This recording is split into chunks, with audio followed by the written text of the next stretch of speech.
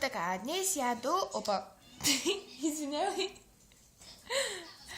Днес ядох, в голямото междучасие ядох... забравиха... Да, такова... Значи днес в голямото междучасие ядох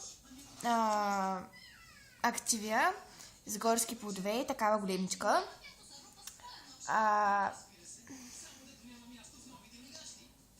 Да, ядох активия с горски плодове. Друго какво ядох? Тогава си взех и белвита с шоколад.